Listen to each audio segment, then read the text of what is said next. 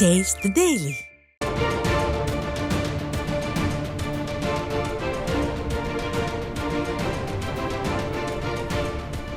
சென்னை நுங்கம்பாக்கத்தில் தென்மண்டல வானிலை ஆய்வு மைய இயக்குனர் பாலச்சந்திரன் செய்தியாளர்களை சந்தித்து வருகிறார். அதன் நேரடி காட்சிகளை பார்க்கலாம்.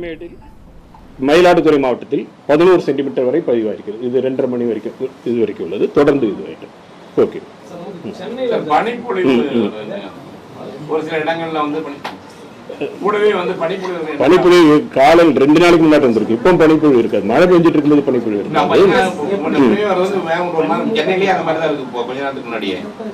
காற்று இருக்கக்கூடிய ஈரப்பதத்துல மழை தொடர்ந்து மழை பெய்யல கேப் இருக்கும் பொழுது அந்த காற்றுல பனியில அந்த கண்டன்ஸ் ஆறதுனால உங்களுக்கு அப்படி தெரியும். அது ஈரப்பதம் நிறைய அதிக ஈரப்பதம் இருக்கிறதுனால காற்றுல இருக்கக்கூடிய தூசியில பதியும் பொழுது உங்களுக்கு அப்படி தெரியும். மழை பெய்யும் போது அது இதுவாயிரும், வேஷ் அவுட் ஆயிரும்.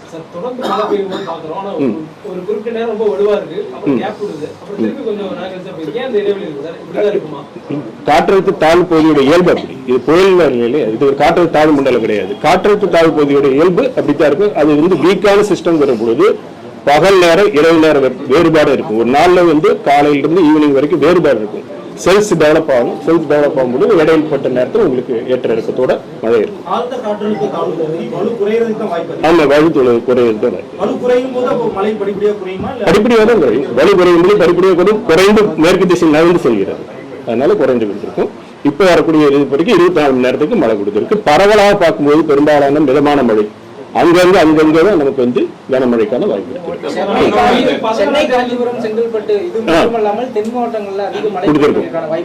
ஆமா, கண்டிப்பா இருக்கு. கண்டிப்பா இந்த சிஸ்டம் வந்து மிக இப்ப வந்து நம்ம மன்னார் வளைகுடா புயல் நிலை கொண்டு இருக்கிறது. தொடர்ந்து மிக மெதுவாக நடந்துட்டு இருக்கு. நீங்க பாத்தீங்கன்னா அந்த மேகக்கூட்டங்களே பார்க்கும் பொழுது மொத்தமா பரவலாத்தான் இருக்கு. தமிழ்நாடு முழுவதும் பரவி இருக்குது. மெதுவாக நடந்துட்டு இருக்கு. நகரும் பொழுது உங்களுக்கு வந்து தென் தமிழக மாவட்டங்களிலே இருக்கும். அது மெதுவாக நகர்ந்து செல்லும் பொழுது குமரிக்கடல் பகுதியிலிருந்து அந்த பகுதிக்கு காற்றினுடைய இது செல்லும் பொழுது காற்றில் ஈரப்பத குவிதல் moisture flux convergence will be more. அப்படி இருக்கும் பொழுது இரவு பகுதியில் வரும்பொழுது உங்களுக்கு மழை கிடைக்கும். வரும்பொழுது அந்த இடத்தில் மேற்கு தொடர்ச்சி மழையின் காரணமாகவும் அங்கேயும் சில பகுதிகளில் மழை கிடைப்பதற்கு வாய்ப்பு. ஒரு தரைகளுங்க கொடுத்திருக்கோமே, அதுதான் இப்ப சொல்றோம். ரெட் அலர்ட் ஆர்டர்ங்கிறது ஒரு இடத்துல என்டையர் இது கிடையாது. நம்ம சொன்ன மாதிரி 3 இது தென்காசி, தூத்துக்குடி, நெல்லை மாவட்டங்கள் ஓரிடங்களில் அதிக கனமழைக்கும், பெரும்பாலும் வடகடலோர மாவட்டங்களில் கனமழைக்கும், மேல் கனமழை 1 to 2 இடங்களில் கனமழைக்கும் வாய்ப்பு இருக்கு. அது குறித்து அவ்வப்பொழுது தெரிவிக்கப்படும். டிசம்பர் ஏன்னா பொதுவாக அக்டோபர் 31 வரை வடகிழக்கு பருவமழை இன்னைக்கு 31ஆம் தேதி ஆயிடுச்சுன்னு நிற்காது. சில வருடங்கள்ல 3 வருஷம் இதுல இதுவரைக்கும் இருக்கக்கூடிய இதுல பாத்தீங்கன்னா 3 1 வருட காலகட்டங்களில் சில சமயங்களில் ஜனவரி மாதத்துக்கும் போகுது, 15 தேதி வரைக்கும் போகிறது. அந்தந்த காலகட்டத்தில் அதனுடைய இயல்பு பொறுத்து எக்ஸ்டெண்ட் ஆகும். சில சமயம் சீக்கிரம் முன்னாடியாகும். தற்போதைய காலகட்டத்தில் பார்க்கும்போது கடந்த காலகட்டத்திலாம் பார்க்கும்போது ஜனவரி 5, கடந்த ஆண்டு வந்து ஜனவரி 15 அந்த மாதிரி பொங்கல் வரைக்கும் கூட போயிருக்கு. அது இப்போ ஒரு பைவீக்லி ஃபோர்காஸ்ட் வரும் இல்லையா, அதுல உங்களுக்கு தெரியுமா மழைக்கான வாய்ப்பு வந்து 15ஆம் தேதி ஒட்டி அந்தமான் கடல் பகுதியில் ஒரு காற்றழுத்த தாழ்வு பகுதி உருவாவதற்கான வாய்ப்பு இருக்கிறது. அதன் நகர்வு, அதனால இருக்கக்கூடிய மழை, அது குறித்த விவரங்கள்லாம் அடுத்து வரக்கூடிய இதுல தெரிவிக்கப்படும். தொடர்ந்து பார்த்துட்டு லாஸ்ட் டைம் வந்து இந்த கணிப்பு விட ஒவ்வொரு நேச்சர் வந்து மாத்தி விட்டு போயிருது.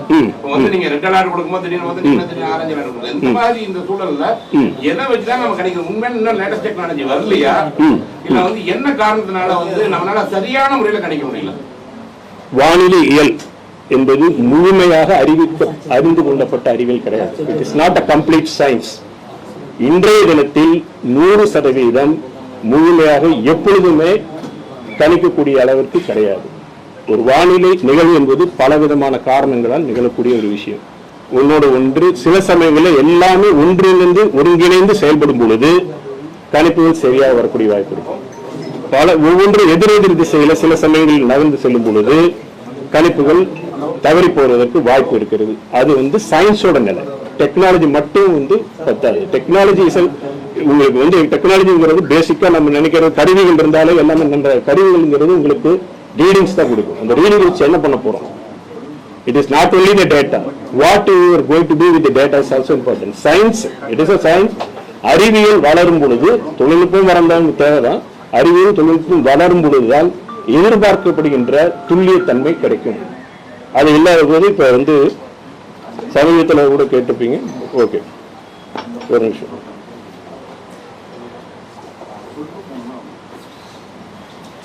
இந்த பெஞ்சல் புயலுக்கு கேட்கறது அதே இதுதான் கேட்குறீங்க நீங்க. அதெல்லாம் முன்னாடி சொன்ன மாதிரி வானிலையியல் முழுமையாக, குறிப்பாக புயல் பற்றி கேட்டீங்கன்னா கூட முழுமையான அறிவியல் கிடையாது. It is not complete science. அதனுடைய ஆரம்பம் முதல் இறுதி வரை பலவிதமான ஃபேக்டர்ஸ் ஒர்க் ஆகுது. இது பிராடா பார்க்க முடியும். இப்போ புயல் பற்றி சொல்லிட்டு இருக்கேன், மற்ற எது இருந்தாலும் சரி, இன்டர்னல் டைனமிக்ஸ், எக்ஸ்டர்னல் இன்ஃப்ளூயன்ஸ், உள்ளே நடக்கின்ற நிகழ்வுகள், வெளிப்புறத்திலிருந்து வரக்கூடிய தாக்கங்கள், இது எல்லாமே சார்ந்து இருக்கக்கூடிய விஷயம். அதுல இப்ப பாத்தீங்கன்னா பேசிக்கா சைக்ளோனை பொறுத்த வரைக்கும் சி சர்ஃபேஸ் டெம்பரேச்சர், கடலுடைய உள்ளடக்கம், வெப்ப உள்ளடக்கம், காற்றில் கீழ்ப்பகுதியில் காற்று குவிதல், மேற்பகுதியில் எந்த அளவுக்கு டைவர்ஜென்ஸ் ஆகுது, காற்று எப்படி திசை மாறுது, காற்றுக்கும் வளிமண்டலத்துக்குள்ள இன்டராக்ஷன், மேற்கூட்டங்கள் எப்படி உருவாகுது, அதனால என்ன ஹீட் ரிலீஸ் ஆகுது, பிளஸ் அந்த புயலுடைய நகர்வு வேகம், இது மாதிரி பலவிதமான காரணிகள் இன்று வரைக்கும் நமக்கு ஃபேக்டர்ஸ் அறியப்பட்டிருக்குது. இன்னும் தெரிந்து கொள்ள வேண்டிய இருக்கக்கூடிய விஷயங்கள் நிறைய இருக்கு. இப்ப ஒரு புயல் உருவாகாத போது காற்று பொதுவாக நேர் திசையில போகும். புயல் வரும் சுழலும். அப்ப நேரா சென்று கொண்டு இருக்கின்ற காற்று சுழலுங்கிற போது திசை மாறணும். அப்போ அது என்ன, ஒரு நிலையிலிருந்து இன்னொரு நிலைக்கு மாறுகிறது. அதுக்கு பின்னாடி எனர்ஜி எக்ஸ்சேஞ்ச், சக்தியின் பரிமாற்றங்கள் இருக்கிறது. இது முழுமையாக அறியப்பட வேண்டும். இன்றைய தினத்தில் இது முழுமையாக அறியப்படவில்லை. புயல்கள் இருந்தாலும் சரி, வானிலைகள் இருந்தாலும் எல்லா சயின்ஸும் நம்ம complete science, it is not a complete understand physics. அப்படி இருக்கும் பொழுது ஜெனரலா பாத்தீங்கன்னா புயல் கரையை கடக்கின்ற போது பெரும்பாலும் நம்ம அறிக்கையில் அந்த டைட்டில் சொன்னது புதுவை கரையில் கரையை கடக்குன்னு சொல்லியிருந்தோம். புதுவை கரையில் கரையை கடந்தது. எதுல நிலை மாற்றம் புயலா இருக்கும், இல்ல புயலாக வருவதற்கு ஆற்றவில்லை. காரணம் அவ்வப்பொழுது அதனுடைய வலுவில் மாற்றங்கள் ஏற்பட்ட காரணத்தால் கணிப்புகள் வெளியிடப்பட வேண்டிய நிலை ஏற்பட்டது. இது ஏன் காரணம்னா, ஃபர்ஸ்ட் அது நிலநடுக்கோட்டுக்கு அருகில் உருவாகி மேல நகர்ந்து இலங்கை கருவில் உரசி நின்ற பொழுது நிறைய மழை கொடுத்தது. அப்ப அதனுடைய எனர்ஜி கம்மியாயிருச்சு. அங்கிருந்து நேரம் நம்ம மேற்கு வடமேற்கு திசையில் நகர்ந்து கரையை ஒட்டி வரும் என்று எதிர்பார்க்கப்பட்ட நிலையில் சற்று கடலுக்குள் சென்றது.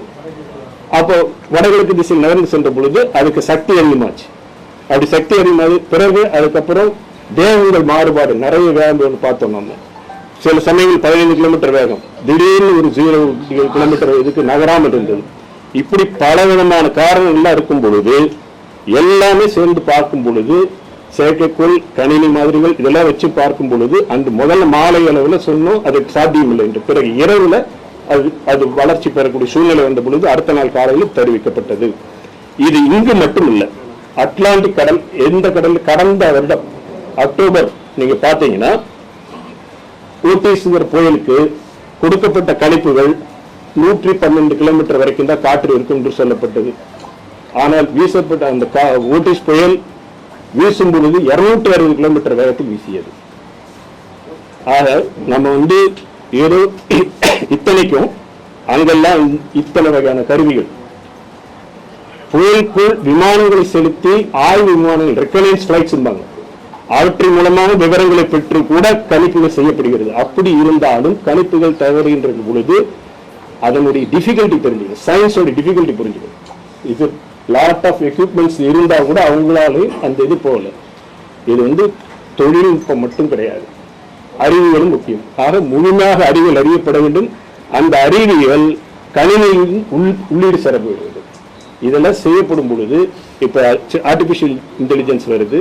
இது மாதிரி முயற்சிகள் தொடர்ந்து பண்றாங்க. அதனால்தான் ஒவ்வொரு 4 வருடங்களுக்கு ஒரு முறை புயல்கள் பற்றி ஆய்வு செய்யக்கூடியவர்கள்லாம் ஒரு இடத்தில் கூடி இன்று எந்த அளவுல இந்த வரைக்கும் இந்த கடந்த 4 ஆண்டுகள் எந்த அளவுக்கு வளர்ச்சி பெற்றிருக்கிறது, என்னென்ன இன்னும் செய்யணும், இந்த மாதிரி ஆய்வுகள் செஞ்சு தொடர்ந்து கண்காணிப்போம்.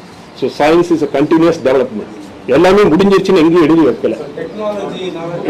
டெக்னாலஜி என்பது மட்டும் கிடையாது, அறிவியல், சயின்ஸ் ஹஸ் டு டெவலப். அப்படிங்கிற பொழுது கனிமொழி எம்பி வந்து பார்லிமெண்ட்ல அறிவியல் பற்றி பேசுவோம். அவங்க என்ன கேட்டாங்க, நம்ம கிட்ட வந்து அட்வான்ஸ் எக்யூப்மெண்ட்ஸ் இல்ல. இது வானொலியில நீங்க கேட்ட கேள்விக்கு இது மட்டும்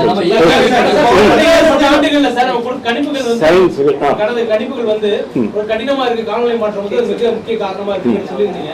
இப்ப இந்த புயல் வந்து இன்னும் கடினமா இருந்தது, இது நாட்டில் செலுத்தல இன்னும் ரொம்ப தீவிரமாகுது. காலநிலை மாற்றத்துடைய எஃபெக்ட் வந்து கணிப்பு ரொம்ப காலநிலை மாற்றத்தினால் one of the results indicate that cyclones form ஆகிறது ஸ்ட்ராங்கா இருக்கும். சைக்ளோன்ஸ் ரொம்ப ஸ்ட்ராங்கா ஃபார்ம் ஆகக்கூடியது ஒன்று இருக்கு. அதே மாதிரி திசை மாற்றத்திலும் வேறுபாடுகள் என்று கணிக்கப்பட்டிருக்கு. ஆனா எதுவுமே உறுதியாக இவ்வளவுதான் இதுவரைக்கும் இருக்கக்கூடிய ஆய்வுகள் அடிப்படையில் பார்க்கும் பொழுது நமக்கு கிடைச்சிட்டு இருக்கக்கூடிய இந்த நிகழ்வுகளை எல்லாம் பார்க்கும் பொழுது முன்னாடி சொன்ன இந்த படங்கள்லாம் பார்த்தீங்கன்னா புயலுக்குள்ளார அந்த விமானங்கள் சென்று படம் எடுக்கக்கூடியது, இந்த மாதிரி விமானங்கள்ல உள்ள போய் எடுக்கக்கூடிய விஷயங்கள் அந்த இருக்கும் பொழுது கிளைமேட் சேஞ்சினால ஏற்படக்கூடிய விளைவுகள்ல ஸ்ட்ராங்கா இருக்கலாம். அதனுடைய நகர்வு பாதையில் வேறுபாடுகள் ஏற்படலாம். அதை தவிர்த்து அசிமெட்ரின் கன்வெக்ஷன் ஒரு புயலுக்குரிய சுற்றிலும் மேகக்கூட்டங்கள் உருவாகுவதில் சமச்சீராக உருவாகாது. ஒரு பகுதியில் உருவாகும், இன்னொரு பகுதியில் உருவாகாது. இதெல்லாம் பொறுத்துதான் அதனோட நகர்வு மற்ற எல்லாமே இருக்கக்கூடியது. இப்பொழுது தூங்கி இருக்கிறாங்க, அது பற்றி முயற்சிகள் நடந்துகிட்டு இருக்கு. 16% வந்து அதிகமா இதுவரை 15ஆம் தேதிக்கு பிறகு ஒரு சிஸ்டம் கிரியேட் ஆகும்போது இந்த வருஷம் வடகிழக்கு பருவமழை தமிழ்நாட்டுக்கு ரொம்ப அதிகமா இருக்கும். இப்பவே 15 இதுவரை பெய்த மழை மாற போறதில்லை. இன்னும் எது மழை பெய்ஞ்சாலும் அது அடிஷனலா தான் வரப்போகுது. இப்ப 47 சென்டிமீட்டர், இயல்பு 40 சென்டிமீட்டர், இன்னும் 4 சென்டிமீட்டர் தான் இயல்புக்கே. டிசம்பர் வரைக்கும் அக்டோபர் நவம்பர் டிசம்பர் 3 மாத காலங்களுக்கும் இயல்பு அளவு வந்து 44 சென்டிமீட்டர். இன்னைக்கு வரைக்கும் 40 சென்டிமீட்டர் ஆயாச்சு. இன்னும் 4 சென்டிமீட்டர் தான் வரும். பரவாயில்ல, நாட்டு சென்னைக்கு இல்லை, தமிழகம். அடுத்த ஸ்பெல் வரும்பொழுது எப்படி இருந்தாலும் இதை விட பெய்த மழை குறைய போறதில்லை. நிச்சயமாக 16 சென்டிமீட்டர், இப்போ 16% இயல்பை விட அதிகம், 2-3% அதிகமாகலாம். அதுக்கப்புறம் மழை பெய்யாமல் போனாலும் பழையபடி இதே 16% இயல்பு ஒட்டி 4 சென்டிமீட்டர் 4% 1% அளவில் இருந்தது.